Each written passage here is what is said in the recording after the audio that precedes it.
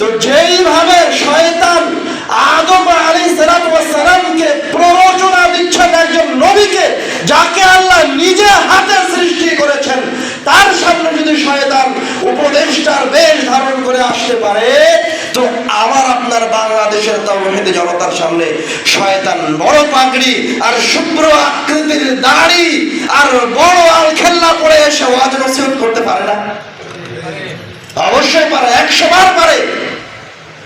যেই ব্যক্তি স্টেজে দাঁড়িয়ে জেনার কথা বলছে, যেই ব্যক্তি স্টেজে দাঁড়িয়ে একজন ব্যভিচারীর নাম মুখে উচ্চারণ করছে, যেই ব্যক্তি স্টেজে দাঁড়িয়ে অসংখ্য নায়ক নায়িকার নামগুলি উচ্চারণ করে বাংলাদেশের যুবকদেরকে প্ররোচিত করছে, যাদের সামনে জেনাকে, এই জেনা শব্দটাকে হালকা হিসেবে পেশ করা হচ্ছে, যত আলেম এই সমস্ত কাজের সাথে নিয়োজিত আছে, সব শয়তান, সব শয়তান, সব শয়তান, শয়তান ওদের আকৃতি ধারণ করে এসেছে।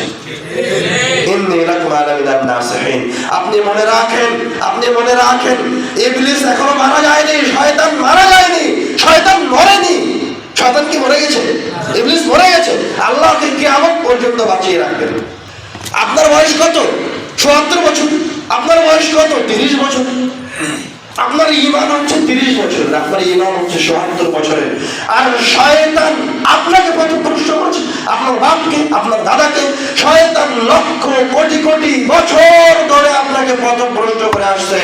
শয়তান ইবলিস আপনার চেয়ে কোটি কোটি গুণ ভালোভাবে জানে যে আপনাকে পথভ্রষ্ট করার জন্য কি করতে হবে। এটা তার কোটি বছরের এক্সপেরিয়েন্স, এটা তার কোটি বছরের অভিজ্ঞতা, কিভাবে আপনাকে পথভ্রষ্ট করতে হবে। আপনাকে পথভ্রষ্ট করা শয়তানের অল্টু এর বেলা। সেকেন্ড প্রয়োজন হবে না আপনাকে পথভ্রষ্ট করতে, মিনিটের প্রয়োজন হবে না। চোখের পলকে আপনার অন্তর থেকে আমানত উঠে যাবে, আপনি পথভ্রষ্ট হয়ে যাবেন। চোখের পলকে আপনি আপনার চক্ষুর আমানতের সাথে খেয়ানত করবেন। চোখের পলকে আপনি আপনার শ্রবণের আমানতের সাথে খেয়ানত করবেন। চোখের পলকে আপনি আপনার সন্তানের সাথে খেয়ানত করবেন। চোখের পলকে আপনি আপনার স্ত্রীর সাথে খেয়ানত করবেন। চোখের পলকে আপনি আপনার অধীনস্থ কর্মকর্তার সাথে খেয়ানত করবেন। সময় লাগবে না।